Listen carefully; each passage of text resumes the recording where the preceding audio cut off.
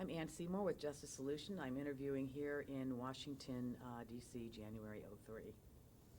My name is David Beatty, that's spelled D-A-V-I-D, B-E-A-T-T-Y. I'm the Executive Director of Justice Solutions. Right. David, thank you for participating in this project, and I want to start by asking, when and how did you first get involved in the crime victims movement? Well, I can tell where my interest first came from. I was actually a law student and taking my first criminal justice course. And of course, the professor started talking about the process and saying what rights the prosecutor had and what rights the defendants had and who could do what in the trial. And I actually asked the rather naive question, now, doesn't the victim have the right to testify during the trial? And of course, after the laughter died down, I was informed that no, victims are really there just to provide testimony, and we really didn't have a place in the process. And even at that moment, I was offended by the notion that someone who clearly to me was so affected by the crime would have no role in the process. And so that sort of simmered on the back burner for a long time until I left law school, actually ended up doing a lot of political work, and just by happenstance read of a advertisement, national nonprofit organization, National Victim Center, was looking for a director of public policy. And I was looking for something that would marry my interest in legal and political issues. And so interviewed, got that position, and then spent the next decade plus working specifically with public policy on those issues, an opportunity to work on something that I felt was directly related to my own sense of injustice when it came to the criminal justice system. Great. When you began at the National Victim Center, David, tell us what year it was and describe, if you can recall, the field of victims' rights and services, but also a bit of the context of the era. Yeah, I started right at the end of the 80s, and when I got there, and I'll talk about it in the context of public policy because that's where my focus was, I saw most of the states were putting the basic pieces in place. But at that point, we were still seeing states pass the basic bills of rights, things like the right to be present, informed, and heard, the right to restitution, compensation programs. All those basic building blocks that we sort of take for granted today were still being put in place as late as the late 1980s, as a matter of fact. As time progressed and as we spent sort of the next decade really going back and revising those laws, people had a chance at that point to see how those laws were working in the field and finding out what their shortcomings were, whether the scope was appropriate or not, and some of the other more practical aspects. So people were fine-tuning. At the same time, they were expanding. Both the scope of the measures were being extended to include new categories of victimization. For example, I think a good example would be, say, stalking victims. That was really a crime that we discovered during the 80s and early 90s. We started passing laws that made sure that victims would be covered by those bills of rights as well, and extending the scope in the same sense that we were making kind of specialized laws for particular constituencies. Domestic violence began getting laws that related specifically to things such as protective orders. You could get a domestic violence protective order. So we were getting some specialization within the context of the laws. And then as we kind of got to the end of the 80s, what we really discovered was that while we had these things on the book, we had these things called rights on the books, and in some cases we even had constitutional amendments that were supposedly guaranteeing these rights, that we were finding out that these rights were not being observed in reality. Victims were telling us, well, yeah, I may have had the right to notice, but I didn't actually get that right when it came time to be informed about the sentencing hearing. So a lot of us began spending a lot of time looking not so much at passing laws, but implementing laws. And I think as we turn the century, the focus has really shifted very dramatically in terms of the focus of our public policy efforts towards implementation. And you're seeing states now go back and take a look at mechanisms and other ways that they can actually implement these laws. We said for a long time that rights are fine, but rights without remedies really equal rhetoric. And so everyone is now talking about how can we get criminal justice officials who have the duty under the law, supposedly to implement these rights, to actually do it. So you're seeing states pass things like ombudsman programs. So there's a place that a victim can turn if they feel like their rights have been violated, to have somebody kind of mediate between them and the official who may have not observed their right to find a solution. Colorado has a board that has the same function. Some states even allow victim standing, which is a huge development in victims' rights. That means that the victim could go into a court and actually address the court directly as if they were a party to the case, at least in the context of some limited rights, like restitution in Maryland. Very important positive step, because victims are now going from what we used to call in the old days, walking pieces of evidence, to an actual party to the suit. Major developments.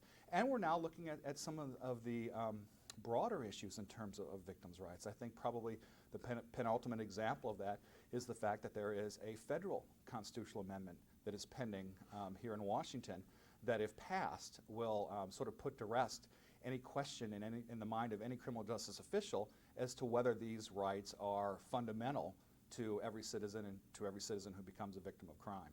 And I think that's really the focus of where we're going with public policy. We still have a lot left to do. We have a lot of fine-tuning left to do, but frankly, I think we're well on our way, at least in the first phase, and hopefully within our lifetime we'll see numbers that range, we actually did a study for the National Institute of Justice that indicated that victims were seeing their rights observed somewhere in the 50 to 60% observation rate, which I think is really shockingly low. We need to see that number come up. And I hope that these continued efforts to implement these rights, that in a couple of years we're going to have a very different picture, and a majority of victims will now begin getting a majority of their rights. You were instrumental in the early days in two areas I'm going to ask you about. One you've mentioned is stalking, the other is civil remedies. I'd like to start with stalking, which began, I believe, in 1990, and within about 18 months every state had passed stalking laws. How and why did that happen? Well, I think it's interesting. Obviously, stalking behavior, following somebody, threatening somebody, was not a new behavior. But it was one that I think sort of came to a head in the minds of the public when some really horrific cases happened within a very short period of time. So happens that they happened in California, and one of them happened to a very well-known starlet at that time. Suddenly, we sort of heard these cases of individuals who not only stalked but killed their victims. The media took an interest, and the National Victim Center, U1 and Seymour, suddenly started going on morning shows talking about this thing called stalking that had always been around, but until that date had not been a crime.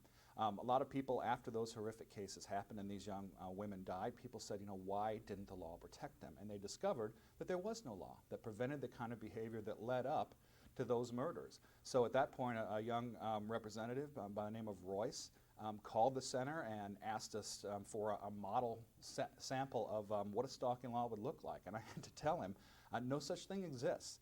So we sat down with him and his staff and helped him draft the very first stalking law for the state of California. And there it really kind of caught fire, and people sort of realized, my gosh, we really don't have laws that prevent this, what we call domestic terrorism, people who are threatening, following, and really making a lot of people very scared in their daily lives.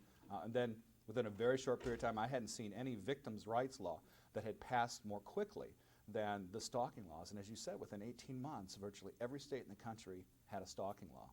And what in the victims movement, and this I think is very specific to you, how does word get out? I mean, this is before we had the internet. We barely had fax. How did 50 states in such a short time, how were they able to do this?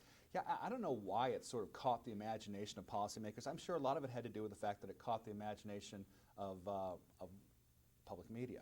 Suddenly everyone was profiling a case. Even the entertainment media, everyone had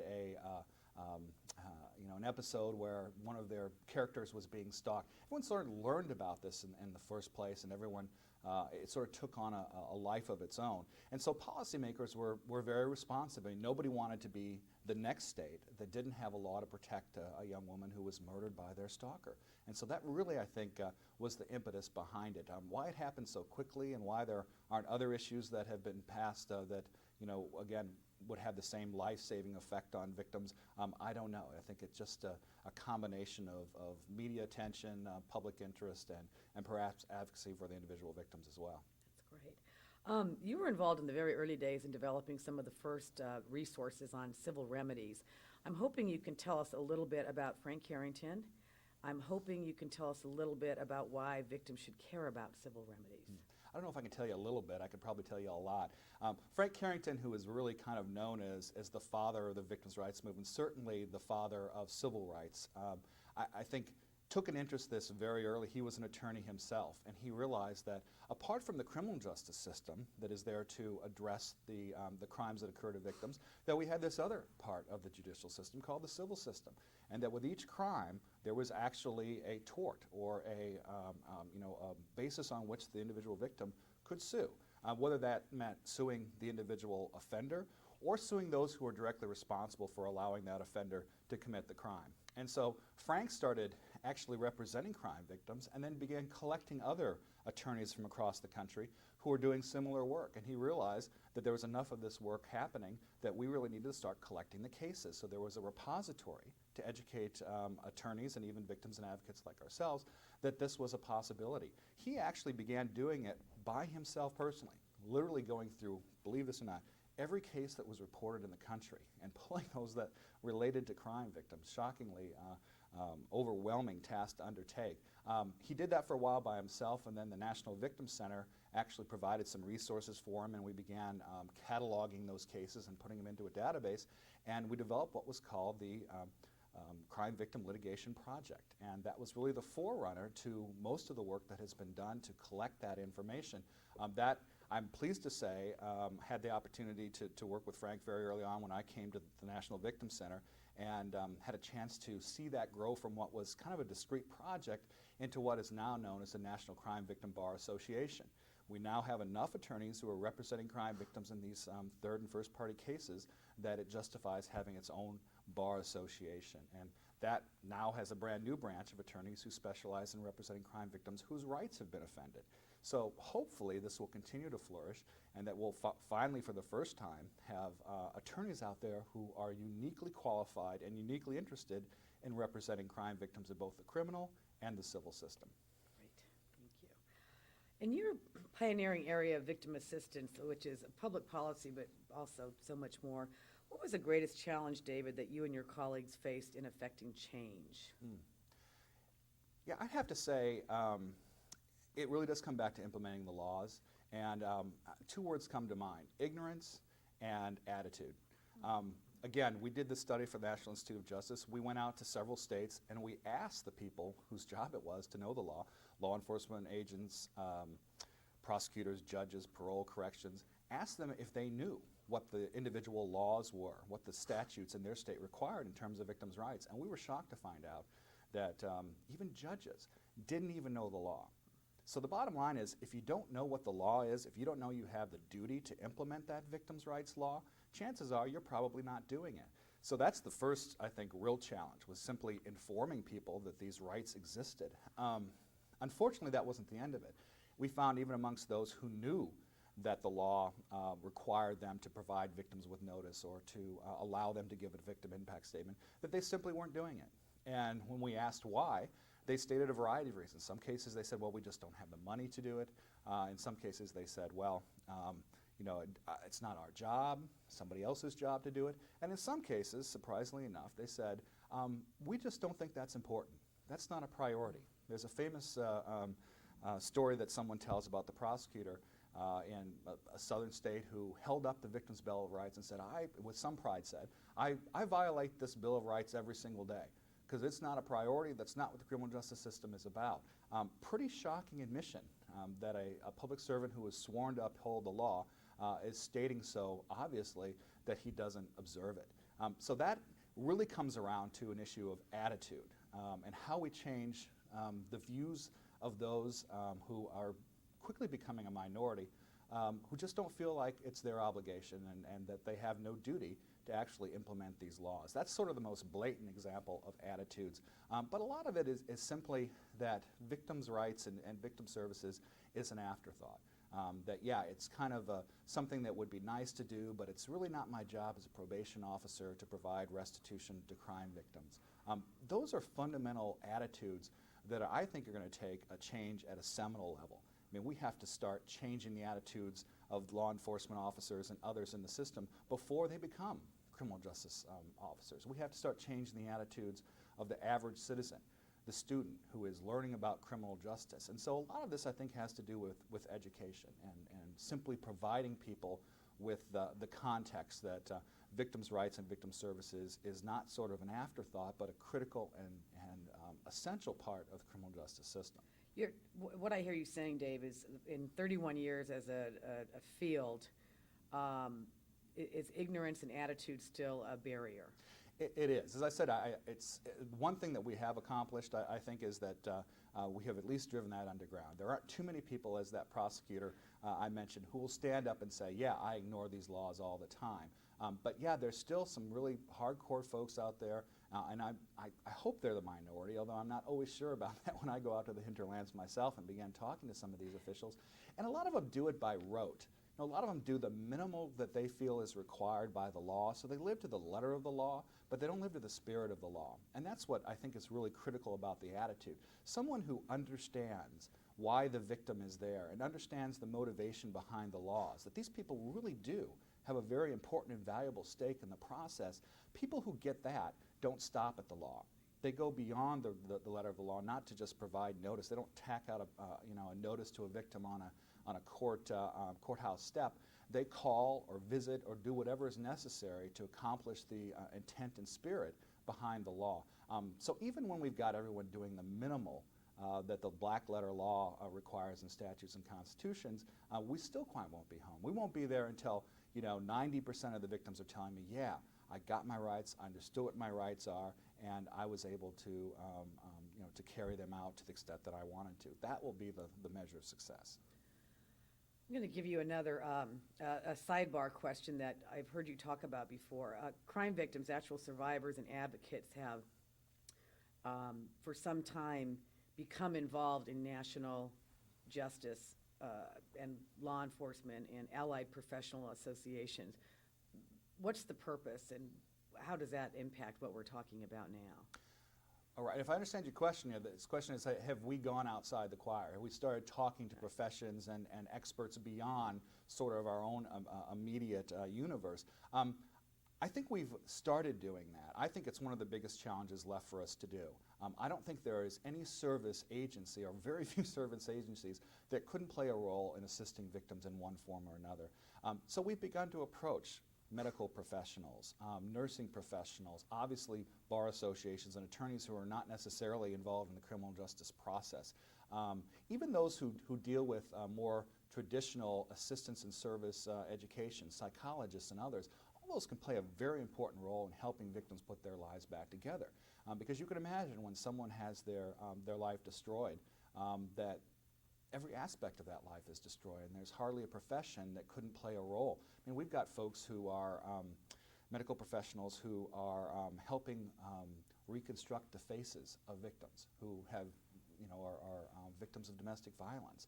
We have individuals who are creating special job training programs for those who've been victimized by sexual assault. I mean, those are the kinds of things that that really excite me, is that individuals are taking the responsibility personally to say, hey, I'm going to do something to help that victim. Whether it's, I may just have a company that creates cosmetics, but I'm going to take it upon myself to make sure that those victims get the resources they need to help them recover their lives. Not hand them their lives back, but help them in whatever sort of coping strategy they've developed for themselves. In the early days, Dave, what were some of the secrets and tactics and strategies you employed and the field employed that worked, that were successful? Well, I think we had a couple secret weapons. Our probably least secret weapon was the victim themselves. I can tell you, for someone who worked the public policy process long before I came to the field, that I have never seen anything that has moved the hearts and minds of policymakers more effectively than victims telling their stories. I could tell you countless examples of where we went into a committee hearing where I knew everyone sitting on that dais was opposed to what we were proposing in terms of victims' rights, only to see a victim step forward, tell their story, and to see sort of those hearts melt, for them to make a connection at a very visceral level that what they were talking about was basic human justice. And for all the other sort of rhetoric and politics that swirl around justice issues, victims and the power of victims' issues and what they're saying, I think it's hard for any human being to listen to those stories and not empathize and not want to do something about it, not to recognize the injustice in those stories and say, hey, this is fundamentally wrong. And sort of underlying that, I think, is the second secret weapon, and that is the public. It's interesting. When we talk to the public, and we've done it numerous times in terms of surveys and like, and we ask them, do you support the idea of victims' rights? Do you support the idea of service for crime victims, et cetera, et cetera? The kind of response we get is like 98% of Americans feel like this is critical and important. Well, with those sorts of numbers, Americans don't agree 98% about anything, not even mom and apple pie. But that's an overwhelming mandate. And even though I think the public probably does not understand the detail of the victims field and what rights victims have or don't have, that sort of public mandate is beginning to translate into a very powerful political force in terms of policy development. In one sense, I think it's simply a function of the fact that the average voter and average citizen in our country is ahead of the curve, ahead of our policy leaders when it comes to victims. They understand at a visceral level that when a victim is raped, it's not the state of Virginia that was raped, it was that victim. And they imbue in them the kind of moral authority that in their mind justifies their position. Now, some politicians are beginning to sort of figure it out, and as you notice, now there's some politicians that will never talk about crime policy without having a victim standing there right next to them. And the reason is that while the average citizen may not get what the issue is about gun control or parole or issues like that, they understand that if the victims are for it, it's probably a good thing. And so translating the victim stories and their sense of injustice, imbued and supported by the broad scale public support for this issue, I think is what's going to continue to drive the policy development agenda. Now, personally, I don't think we have actualized that sort of untapped, unspoken majority support that we have out there, and that's going to be one of our challenges. But when it does, it is going to be the tide that lifts all boats in the victims field.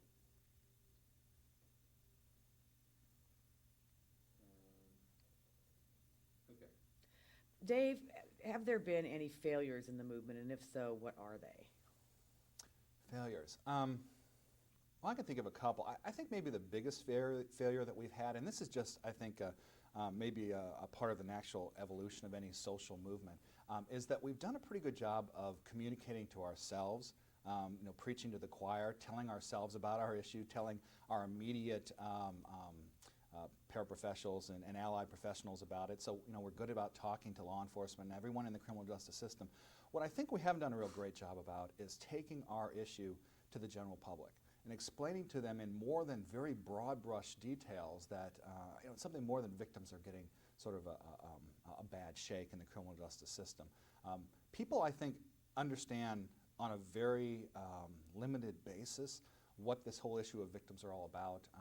As I said before, they certainly, I think, understand that victims have a special moral authority to impact the system, but they don't understand the specifics of what needs to be done. There's still a lot of folks who believe that victims have the right to testify, believe that victims have the right to be part of the sentencing hearing and the like. They think that victims have all kinds of rights because it seems so obvious to them, not knowing the law, that these are very basic roles for crime victims, and are shocked to learn when that's not the case. But because they don't know that, people aren't marching on the legislative branch of their individual state governments to change the way that victim impacts operate, to give victims the right to give a recommendation at sentencing. Most people think that happens automatically. It's not the case at all. So I think the biggest challenge is to not only educate people in broad terms about what this victims' rights issue is all about, but to give them specific ideas of what we're talking about, and more importantly, some action agenda.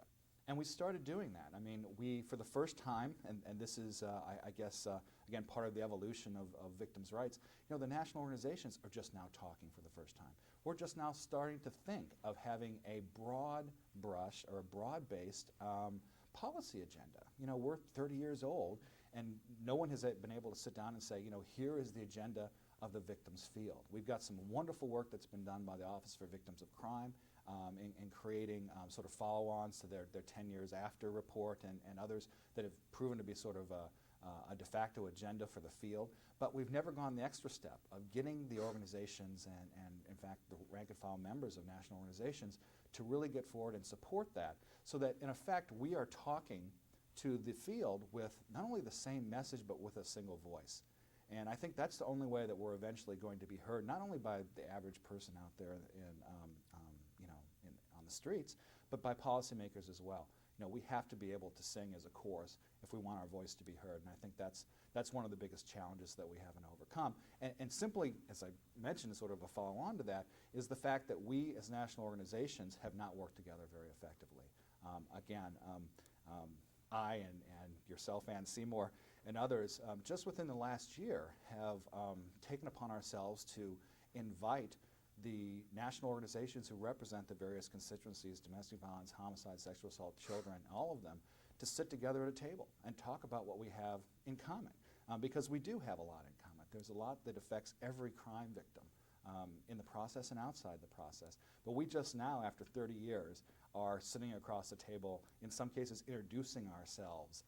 That's troublesome because it really plays into the hands of our opponents who want to either ignore us because they've got so many different people who are coming to them saying, gosh, I want this for domestic violence, I want this for homicide victims. When you have a divided voice, you can either divide and conquer, which they have done on numerous occasions, making us fight over funding and things of that variety, or they can simply ignore us. And in some cases, I think the most obvious example of what's happening right here on Capitol Hill today. Congress, without consulting with any victim group in the country, decided to place a cap on VOCA funds. The VOCA fund is the primary source of federal funding that provides block grants to states that end up in the hands of service providers, that sexual assault rape crisis phone center, that domestic violence shelter. And there are $700 million sitting here in Washington that could be doing good work for crime victims who desperately need that assistance out there in the field and aren't getting it simply because there is a budgetary consideration that has nothing to do with spending the money for something else. It has more to do with just budgets and caps and other kinds of things. That's troubling to me, that happened without consulting the crime victims field, and more importantly, that the crime victims field has not been able to get them to sort of reverse their position in a way that will allow the victims field to have some say in the destiny of the primary source of federal funding. I think that's a good litmus test for us. I think it tells us how much work we have left to do before we get to the point where someone on a judiciary committee would never make a move without consulting the National Sheriff's Association, without talking to the Bar Association. We've got to get to the point where nobody makes any decisions in the larger criminal justice debate without consulting the victims. But by that same token, that means we as victim advocates and national organizations have to have a voice. We have to be ready to speak together on those kinds of issues. And we're just now finding that voice. And I think that's been one of the biggest challenges and one area where we have seriously sort of fallen short in our history. I'm going to ask you a follow-up question. What has caused what you termed the divided voice in the field over 30 years? The divided voice, I think, well, in some sense, it might be just sort of a myopic view. I mean, people who represent a specific constituency tend to focus on that. And because I don't think you could do this work without being passionate, without being personally involved in it, it's hard to be sort of a good citizen when it comes to victims' issues. If you're a domestic violence advocate, your tendency is to focus on whatever domestic violence victims need, to go out and find funding to them, to make sure that the legislation passes that protects them. A good example is we had a very effective lobby here in Washington that succeeded in passing victim impact statements for domestic violence victims. Well, gosh, that was an excellent idea, but it would have been an excellent idea for sexual assault, homicide survivors, and everything else. And when I talked to the advocates, they said to me that it simply didn't occur to them to think about other constituencies. So I think any good, zealous representative of their constituent has to think of their constituency first. But by the same token, I think we have to take a more advanced and enlightened view that by working together, by working as a movement, will not only benefit sort of everyone collectively, but it's going to benefit your constituency as well. And that's been a real challenge to get people to see that. I think they're beginning to see it for the first time in just really the last year or so. But it's going to take a while. Obviously, one of the reasons that we are divided is that money tends to divide. If there's only so much money for victims, they kind of throw it out there and let us fight over it. So you as a sexual assault advocate have to say, okay, well, I'm going to go take money out of here, which means domestic violence doesn't have it, or others. And the only way you can really effectively deal with that is to sort of sit down and agree together that we're not going to be played. We're not going to be played by the politicians. We're not going to let them sort of throw the money out in the middle of the floor and let us fight over it. That we're going to go in as a united voice and say, these are our funding needs. These are what we need to provide basic services to every one of our constituents: homicide, sexual assault, domestic violence, child advocacy, all those together. And that united voice will be heard, as it has been in other contexts. Whether we are mature enough, whether we are sophisticated enough to make it to that level, I think remains to be seen, but we're at least taking the first steps. We have 9 minutes, just so you know. What do you perceive, Dave, to be the one greatest accomplishment that has promoted victims' rights and services? Greatest accomplishment. Well, I think the greatest accomplishment is the sheer number of statutes and laws that we were able to get on the books with a paltry amount of resources and support. I mean, it's shocking. When I was with the National Victim Center, we actually tracked these laws. We found out that there are more than 30,000 victim-related provisions and statutes, and a majority of 31 or 32 states that have passed constitutional amendments. That wasn't done with any national effort, with any national overarching organization.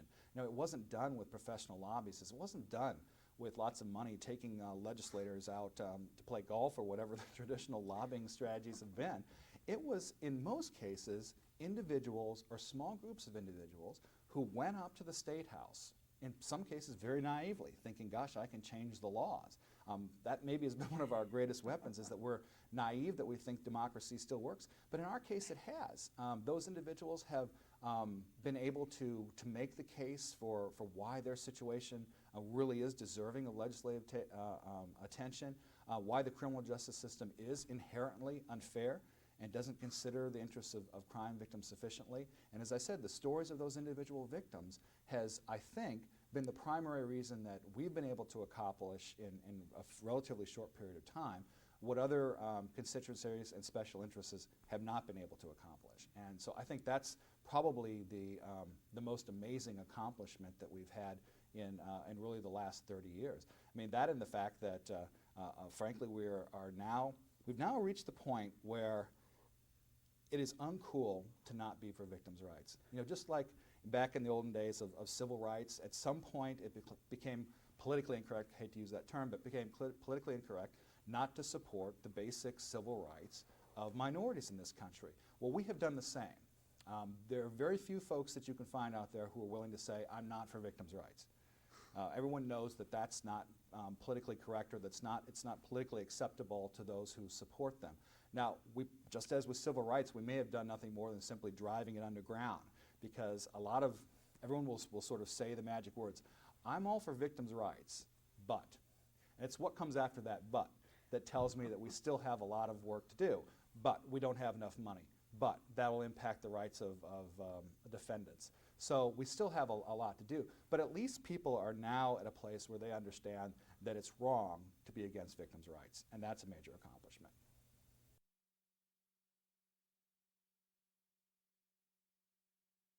David, what is needed today to continue the growth and professionalism of our field, or another way of putting that, what's missing? What's missing?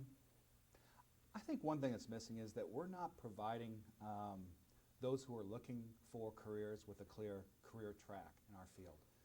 Sure, yeah, it's obvious you can come and be a counselor on a rape crisis line or things like that, but people don't think of, butcher, baker, and victim advocate. They don't think of us as a sort of commonly accepted profession. And we really are, particularly as things have grown and we've become institutionalized. There are career paths, but people don't see it. We really need to start educating people when they're getting their education. We need to be in the schools. We need to have undergraduate degrees so that people understand, that you need to go out and get an education to do this important work. Law schools, broad, wide open opportunity there to educate those young attorneys who graduate and become prosecutors and judges and run the criminal justice system. I believe that Bar Association should require, as they require other kinds of questions on the bar test, a question about victims' rights. It ought to be taught in every law school.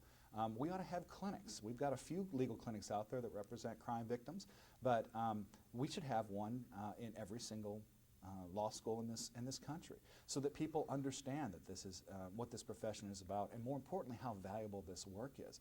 I'm convinced that this next generation of kids coming up through school have a renewed sense of the importance of social justice, and that they're simply looking for an opportunity to do good in the world. And if it's not presented along with going and being a teacher in the inner city, or going and doing the Peace Corps, if it's not presented alongside of that as an option to do justice and do good in this country, people won't take it. So we need to do a better job of showing that there's a clear track. The other thing we have to do is we have to build the track.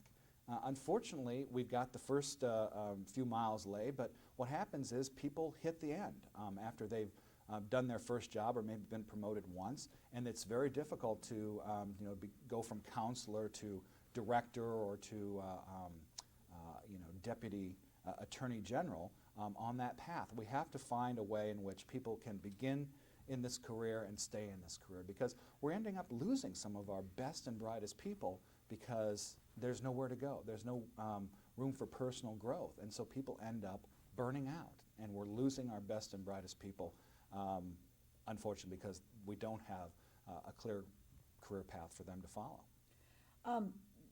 A follow-up question to that, Dave. When you and I began in the field, 20, 15 years ago, we had pretty strong mentors. The question I've been asking a few people, are we mentoring today? Are the elders mentoring as we received mentoring when we began? Right.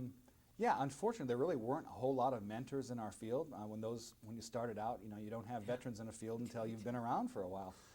But yeah, I think we do a good job on a localized basis. So if you have a young person that comes into your organization, it's a pretty good chance that you're going to end up being their de facto mentor, and you're going to help them sort of figure out how to do their job, et cetera, et cetera, et cetera. Where it's more challenging is reaching outside your immediate universe. How do you help the next organization 3 counties over that doesn't have a rape crisis like the one you work at, a rape crisis center like the one you work in? How can we educate them as to the steps on how to do that?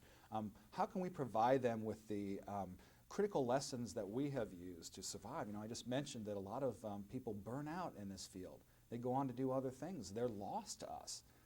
Some of the most valuable assets we have depart because they don't have the tools that they need to remain in the profession. There obviously, with people who've been doing this for 30 years, there's expertise out there and strategies that individual folks have developed for themselves, which they need to share. And for those, we need, I think, to create a more institutionalized and conscious effort to do mentoring. And I don't know if that's getting those people who have sort of figured it out to put those thoughts in words, or creating a mentoring network, a tree, so that you teach those who train others and that you work your way down so it gets to everyone in the field. But we need to capture those because, again, those are very important skills that make or break a lot of the individuals in this profession. Great.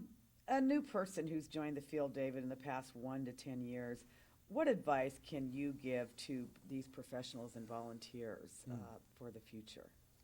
I think they need to ask themselves, maybe even before they come through the door, why they're here.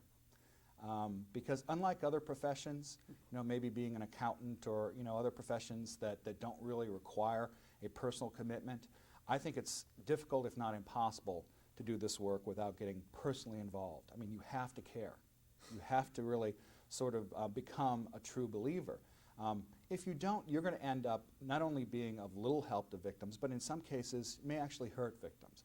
I mean, you can imagine someone who has the job of helping victims develop an impact statement. If they don't care about the purpose behind that, if they don't care about the victims that they're helping, they're going to re-victimize the victim, because here comes a victim who is talking to someone who is supposed to be there for them, who doesn't care about them, doesn't care, and to them it's just a job. They're just filling out papers. They're just pushing paper.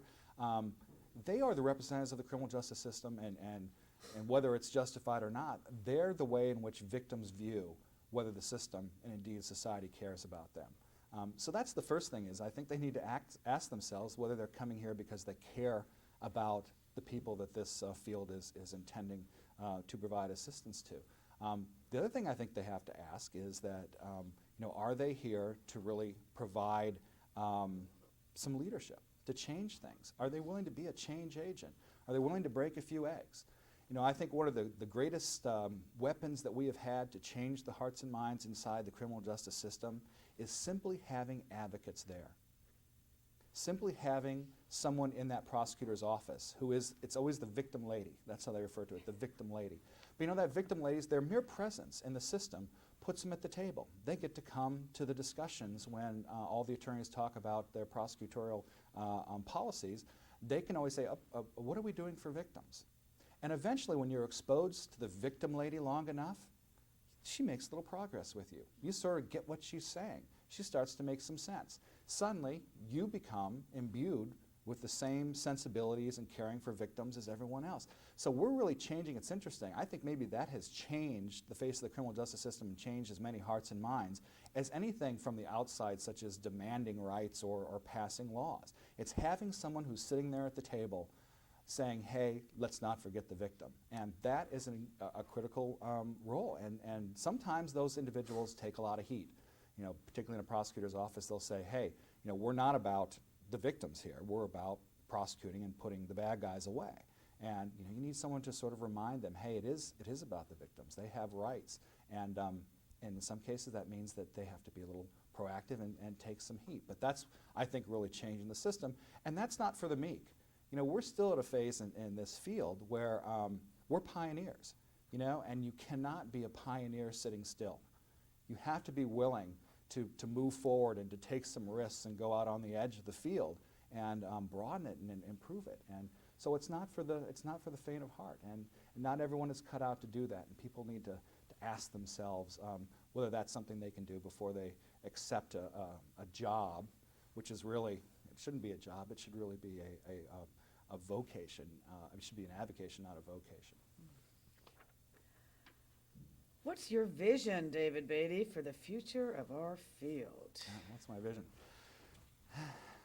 Well, where to start? I guess I'll start where I began, and that is that for me, this field is about the 3 R's. It's about giving victims rights, resources, and respect. And I guess the system that I would like to see in the future is a system where the rights of crime victims are respected and observed to the same extent that the rights of offenders are. That in some sense they become not taken for granted, but granted, period. So that people don't think twice about, oh, yeah, victims should have these rights. Just like we don't think twice about whether offenders should have these basic rights. I mean, I can't imagine anyone in this country who can't sort of state the Miranda constitutional rights of offenders. Everyone can say, the right to remain silent, et cetera, et cetera, et cetera. When we get to the point where they can state the same thing for victims, that it's almost a mindless process. Well, of course victims have rights. That if any of those rights are ever violated, we'll be up in arms. We'll be outraged. The public will not accept non-compliance of victims' rights. That's what I see as the ultimate vision. We will have arrived in terms of victims' rights when the average citizen in the street is outraged about a violation of victims' rights as they are outraged about the violation of a defendant's right. In terms of resources, of course we need more, but I think we need to change our view about how we think about resources and services to help crime victims. Up to now, the attitude has kind of been that this is a privilege, that the system provides you with assistance and resources and counseling and support out of the goodness of their heart. I think that's the wrong perspective. This society has as one of its fundamental principles the social contract, which means that we are not going to allow you self-help in terms of crime. You can't go out and if someone has violated you, you can't go back and shoot them or violate them. By the same token, society has agreed to protect us and take care of us in that circumstance. Well, when it fails to do that, when it fails to protect its citizens, in my mind, they are owed something. At the very least, they are owed the kind of assistance they need to try to put them in as good a position as they were before they were victimized. So we should stop thinking about victim services as a privilege and start thinking of them in terms of at least an entitlement, if not a right. Victims should have a place to go if they were denied counseling services.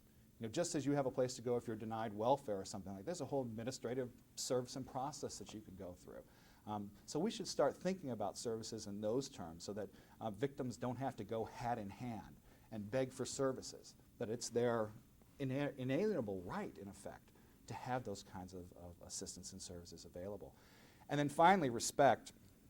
Clearly the most difficult to define, but it's also, I think, the most important in my mind.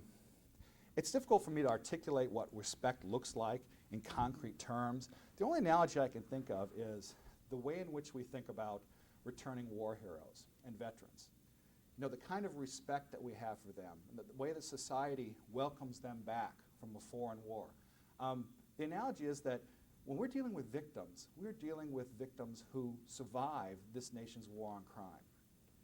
And I have to ask, where is the respect that engendered the GI Bill of Rights? Where are the education programs for victims and victim survivors? You know, where is the specialized hospital, specialized medical assistance and training? You know, where is the monument down here on the mall that is a memorial to those who have lost their lives or whose lives have been shattered as a result of a crime?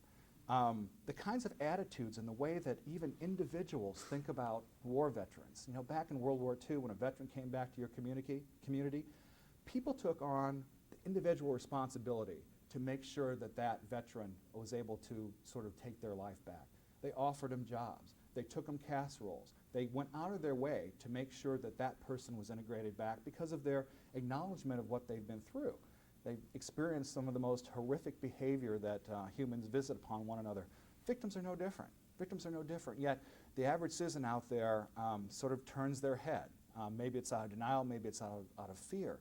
But it's the opposite of what victims need. So I guess you know, I may not see it in my lifetime, but I would like to see victims respected in a way that we respect returning veterans from war. And if that happens, everything else we've been talking about, the rights and service and all that stuff, is going to become obvious to people. Respect is the bottom line. The rest comes as a natural progression from that.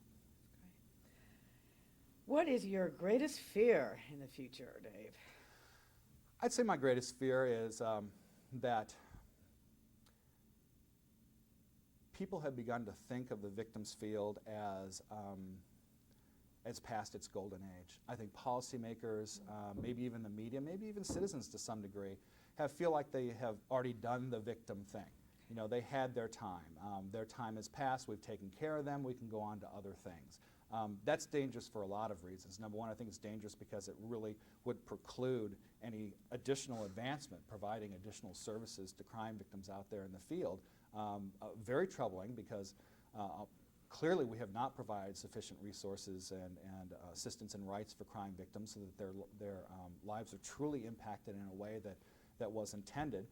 We need more laws. We need better laws. We need clearer laws. We need remedies, as I said. Very troubling if we stop now and think that we've sort of already done the victim thing. To this day, I think one of the most important goals we should have as a movement is universal assistance and service.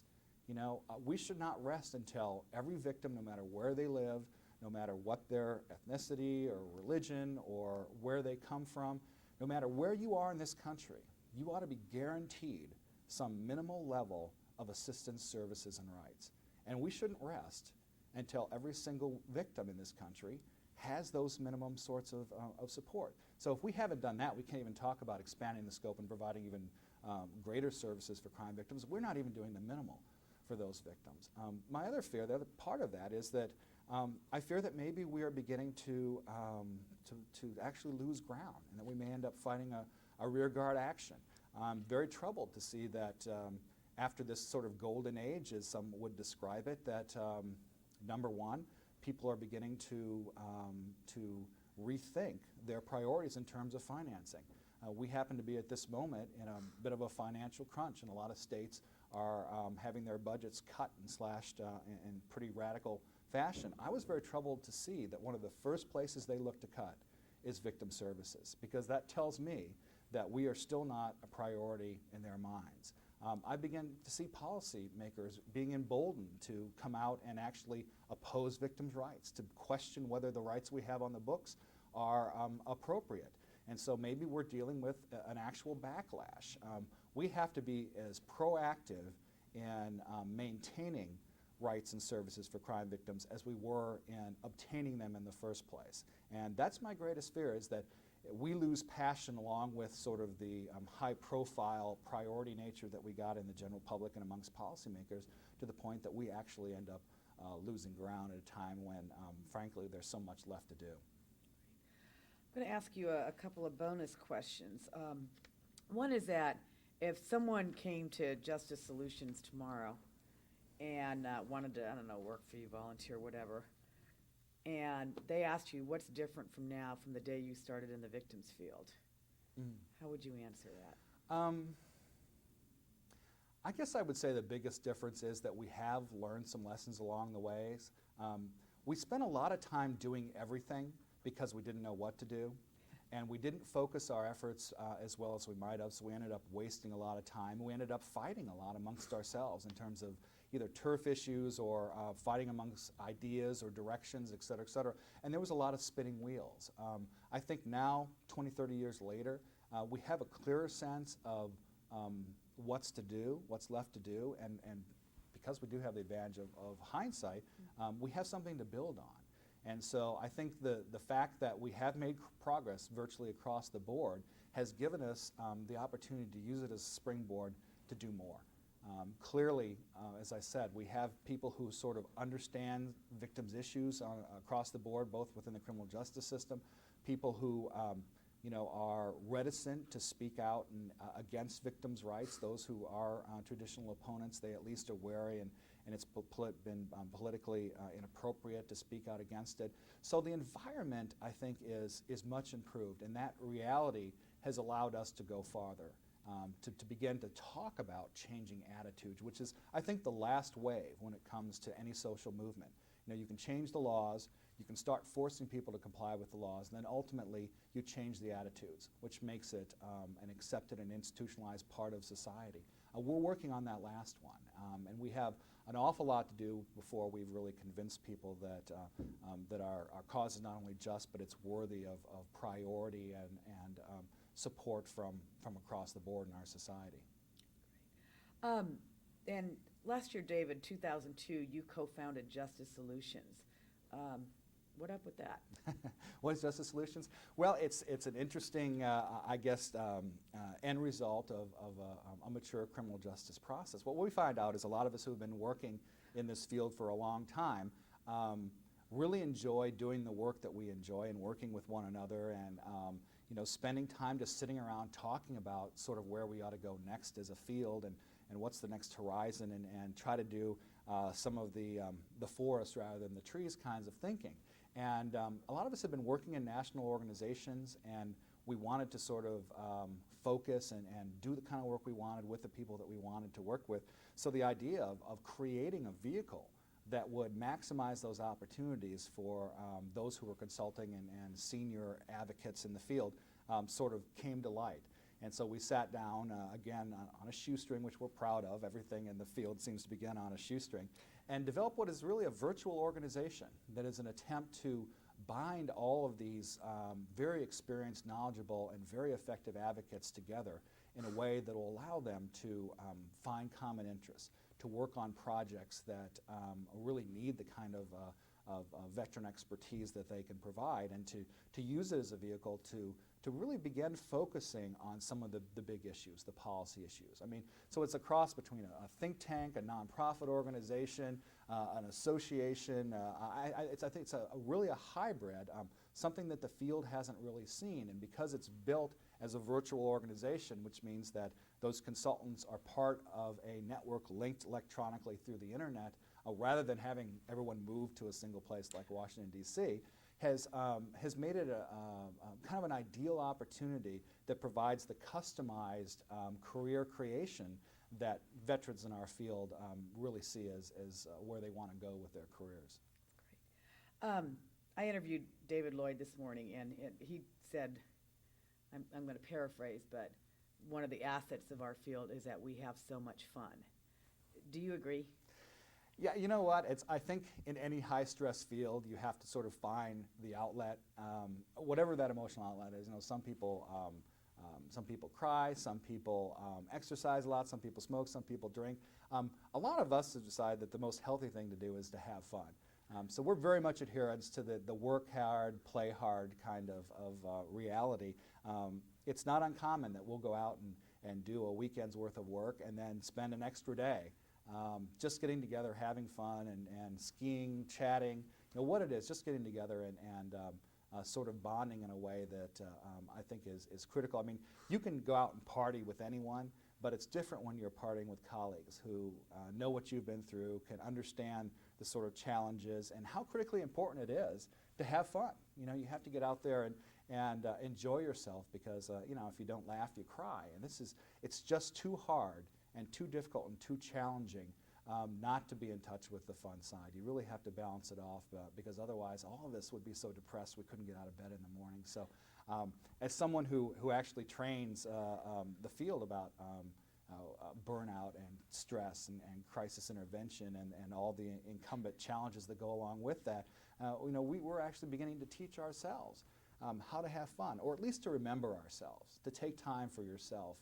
As I said, the most disappointing or the most challenging thing we have, I think, to deal with is burnout. The worst thing that can happen to our field is we lose the best and brightest people at a point where they're most effective and have the greatest impact. So while it's fun is fun for its own sake, and entertainment and having a good time is critical for its own sake, it's actually a crucial part of our own survival as victim advocates. And so I cry but laugh too. And Dave, is there anything that I haven't asked you that you think you'd like to close with? No, other than the fact that I really do appreciate that we're doing a project on the history. I mean, as is pasted over the archives just 2 blocks from here, the past is prologue. I think it's important that we learn our past not only so we don't make the same mistakes again, but that we give both ourselves and those new advocates in the field a sense that they are part of an important social movement, that the kinds of things that they are doing is not only going to have direct impact on the victims that they deal with, but it's going to make this system and this society a more just place to live. And every victim that comes after them is going to find a little more justice in the criminal justice system. And I think that's critically important, and everyone should be proud of that and need to appreciate it by looking back and viewing the history and understand that they're part of a continuum that is changing the lives of individuals and changing the way that this society experiences justice.